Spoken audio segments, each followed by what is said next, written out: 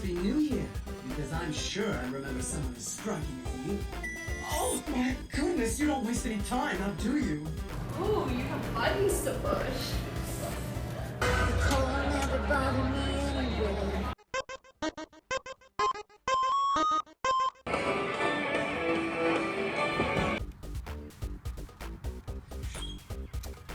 Alright.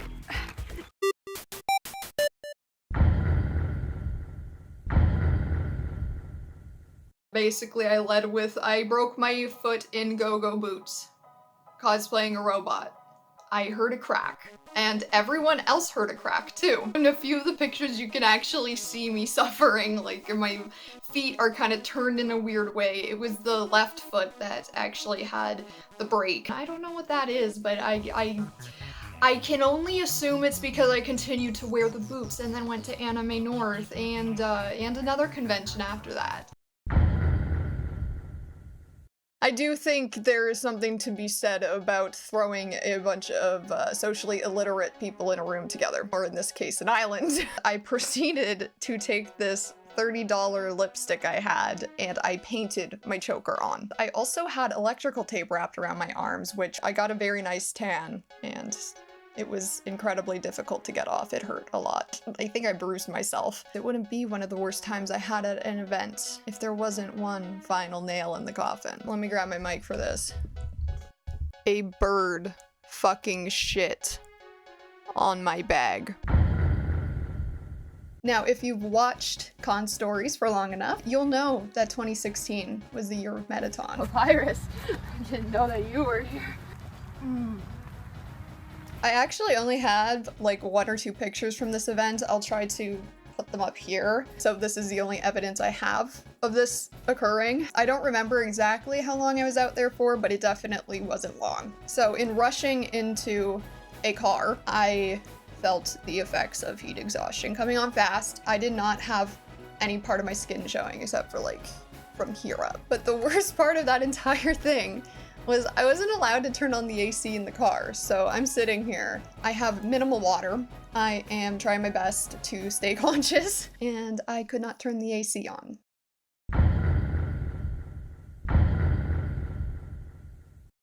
Now, for the absolutely devastating part of this video, I ruined my Mettaton boots. Yes, I know. I did spray paint the boots, and they are now black. I didn't want to risk having uncomfortable boots that I had paid over $100 for, so.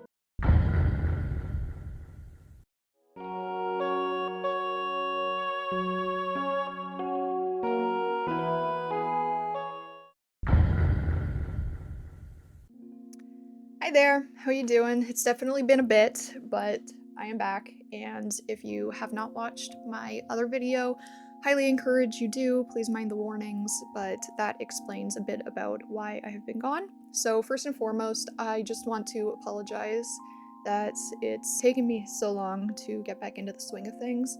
I'm hoping that I can become semi-consistent in the new year. I would like to do a 2024 retrospective video, but for now, we're going to talk about my newest cosplay. As you can probably guess from the first few minutes of this video, we are actually going to be revisiting Mettaton. If you've been on my channel for any period of time, you'll know that I used to cosplay Mettaton a lot. I have a whole playlist full of MTT shenanigans, so please check that out if you want to laugh at me. It's good times. So while this has always been an intention of mine, I never felt ready to do it, if that makes sense. I was, and I still am, struggling with a lot of things that happened back then when I did my first run of Mettaton. And while it's embarrassing to admit, I am also trying to remind myself that I deserve the understanding and patience that everyone else deserves. Trauma won't just go away after however many years, and while I wish that I could just keep pretending things didn't happen and that it didn't affect me, the fact of the matter is it did. And the only way I can move past it is to face it and also reclaim things that I love, Mettaton being one of them.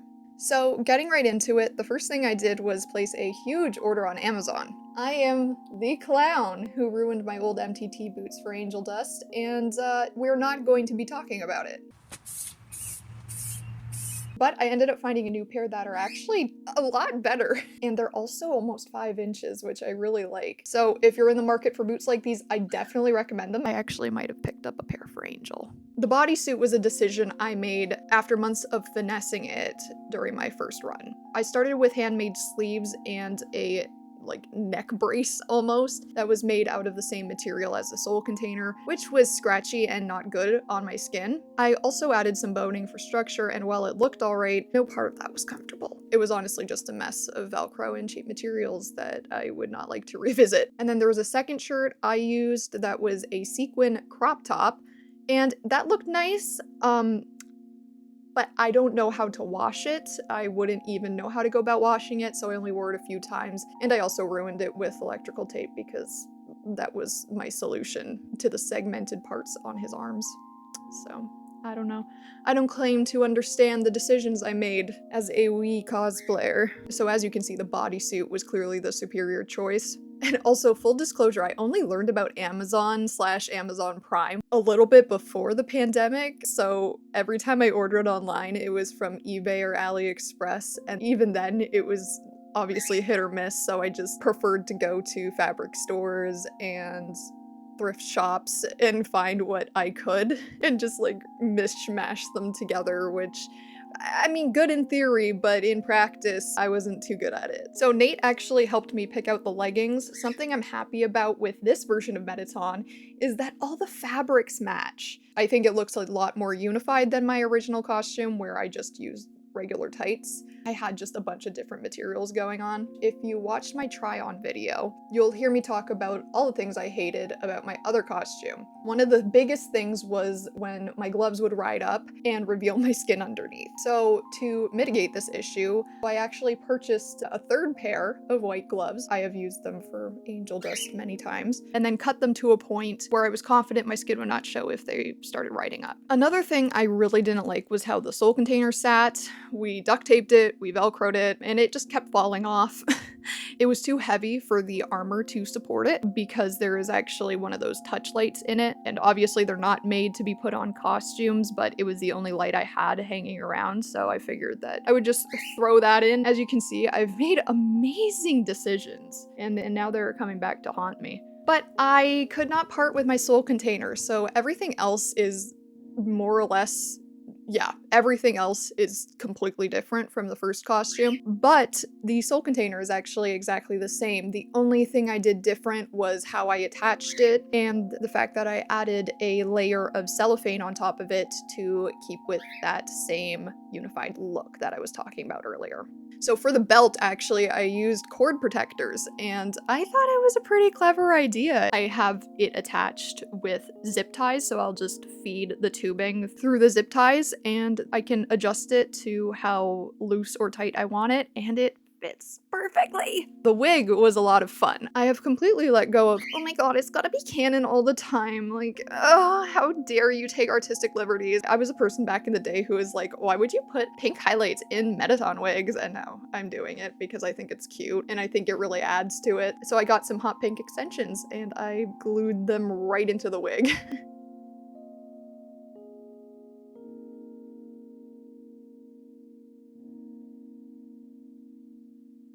And I also added gems, because why not? I did it with my Angel Dust wig, and I just love it. Now, onto the armor. So my first armor was actually made out of Warbler. I had no idea what to do with Warbler, but I still used it, and it was heavy, it was bulky, and I hated it. Not to mention it was really expensive. Is it still that expensive? If it is, geez. So I ended up actually purchasing EVA foam. Just a few rolls from Amazon, they were pretty cheap, and I had more than enough to work with. Now, I mentioned that I didn't know what I was doing with Warbler. I actually didn't really know what I was doing with the foam either. I ended up making the eye plate first, just as a little test.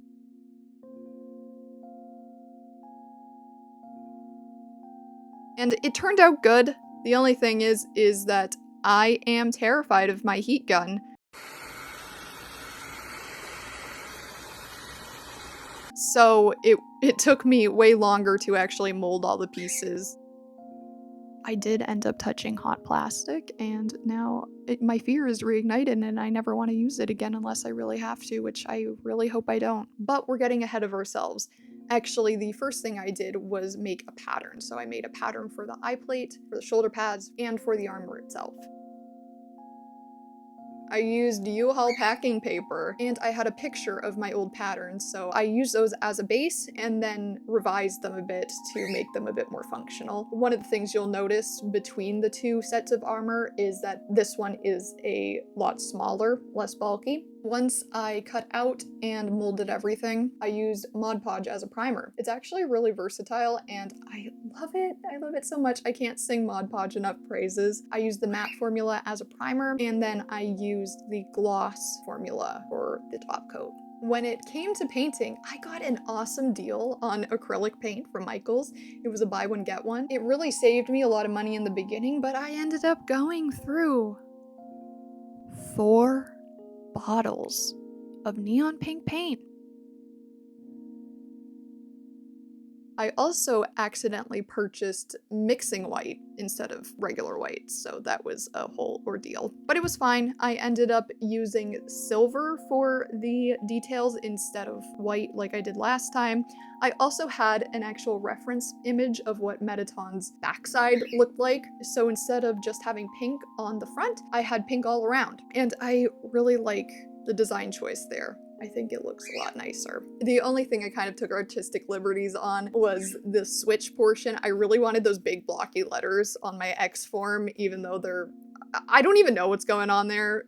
So, I mean, Undertale itself is up to artist interpretation a lot of the time, given the nature of the sprites. So, you know, I feel like we can do whatever we want. And it's also cosplay. Just, my friends, do whatever the fuck you want with your cosplay. It doesn't matter.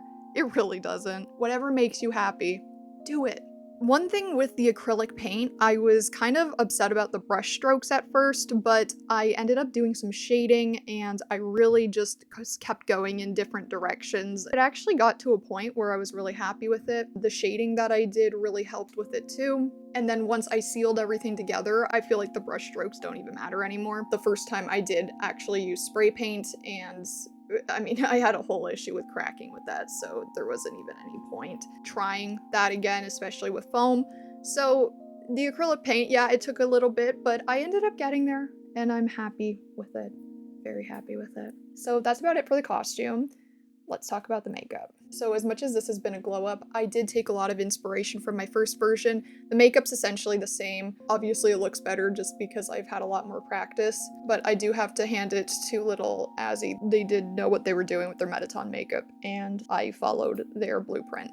So for the base, I use a very light concealer mixed with white pigment. When I did my last few runs of Mettaton, I did use a very light foundation, but I did not know about the world of white mix-in pigment. Now that I have that, I use that as a base for both Mettaton and Angel Dust. I have a sensory nightmare whenever I do face paint, so I really needed to find something that was light enough that it wouldn't set me off, that it wouldn't get too cakey, and that it also looked how I wanted it to look. I'm also not really a fan of how full white looks on me, so I wanted a bit of an off-white for both characters, and that is the solution I came up with. Speaking of Angel Dust, I do use the same contacts and face gems for Mettaton. Instead of struggling to draw on the 2 dots above the eyebrow, I just now pop on 2 black gems, and it works wonders. It saves me so much time, because it was a whole mess. Like, back in the day, I'm like, trying to get these 2 dots, and you'd think it would be easy, just use the end of a makeup brush and like pop 2 dots on. No, it was an absolute mess. And like for a perfectionist like me, I had to get them in a perfect spot, and if they weren't the like right like millimeters away from each other, I'd have to like restart the whole thing. So the face gems are just chef's kiss. The rest of the makeup is pretty much the same as how I used to do it. The only difference being I do add shading on the face panels now, and I actually am using a lot more black with my eyeshadow. I noticed that, I mean, he in the sprite just has completely black eyelid. I did want to keep the pink in there, just because I love pink, and I think that's about it. I think if that's not it, you'll probably hear me voiceover or whatever, something else. But I think I got it. I think I got it all down. If you've seen my other post, you'll know that there was a lot more motivation that went into redoing this project that wasn't just for nostalgia's sake. I will leave a few links to other videos below explaining a bit more, and I hope to talk to you all more in the future. Like I said before, I really hope that I can continue to do long-form videos again. It's a lot of fun, and I am definitely in a better headspace now that I have pumped out 2 videos. Very happy with myself. So with that said, I hope you enjoyed the video. If you did, please leave a like and a comment down below letting me know your thoughts. If you would like to see more from me, please consider subscribing and also turn on the notifications if that's something you're into. With that all said, I hope you have a lovely day, and I will see you in the next video. Bye.